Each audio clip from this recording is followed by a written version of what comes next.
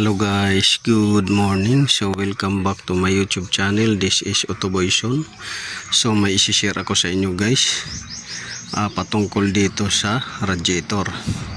So alin ba yung mas matibay na radiator?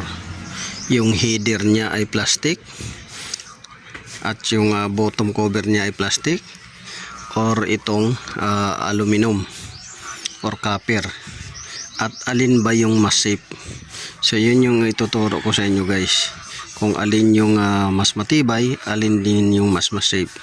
So doon tayo, unahin natin sa matibay.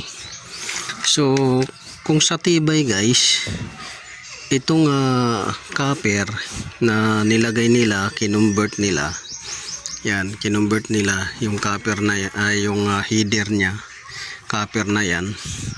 So matibay yan guys kung sa tibay. So hindi yan magka-crack dito, hindi yan magka-crack dyan, at dyan hindi yan magka-crack dito sa dugtungan, at hindi din yan sasabog dyan sa header na yan. So pati yung sa bottom cover. So sa tibay, mas matibay at tumatagal yung header na copper at bottom cover na copper. So yan lang yung advantage niya sa tibay. Pero kung sa safety naman guys, ay mas safety gamitin yung plastic ang header at plastic ang bottom. Bakit? Pagka mag-overheating ang makina, instead na sasabog tong header or magka-crack at hindi mapiktuhan yung engine block or engine cylinder or makina, hindi kakatok. Ngayon kakatok tuloy dahil ito hindi to sasabog or hindi to magka-crack, itong copper hindi ito magka-crack. Instead, ang mapiktuhan ng malaki yung makina, yun ang so yan yung disadvantage nya,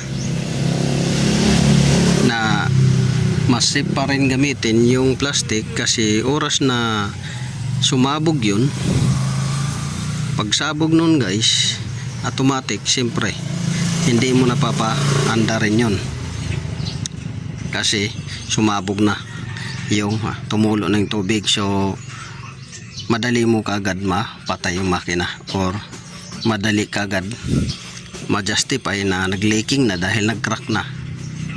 Pero kung copper, hindi yan magka-crack, hindi yan magli-leaking. Ang sisirain ng husto yung engine block or makina. So sa tibay, ito tumatagal yung copper header at bottom. Pero sa katagalan nagli-leaking din yan, kagaya niyan, nag-leak din, bumigay rin sa sobrang init nito. Tapos sa plastic naman na header, mas safe siya dahil pagka overheating na, may tendency yun na sasabog yung header, magka-crack. Kagaya nito, pinalitan nila yung header, malamang to nag-crack na to, at yung bottom. So sa tibay, copper yung matibay, pero may disadvantage, sisirain ng husto yung makina ninyo pag mag-overheating siya. Pangalawa naman is yung safety, yung pinaka-safety ay yung plastic type.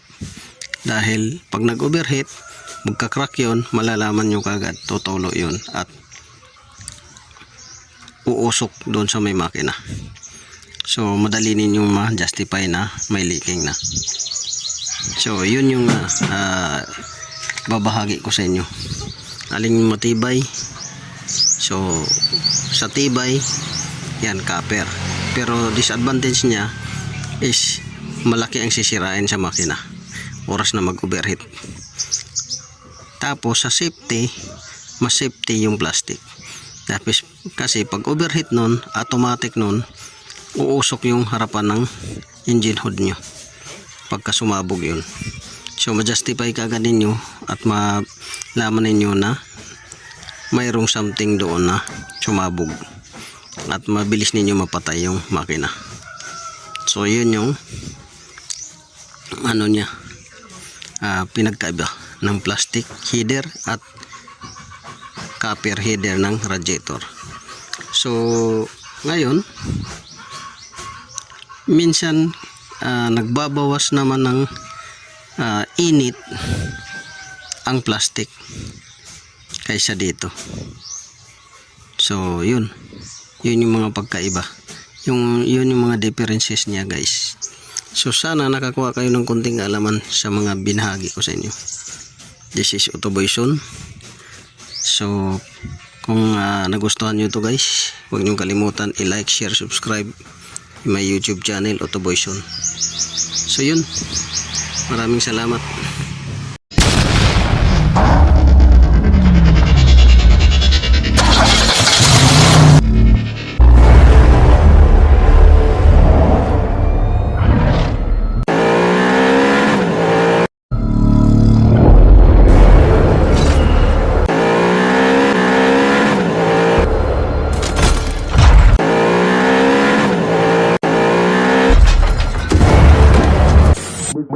Make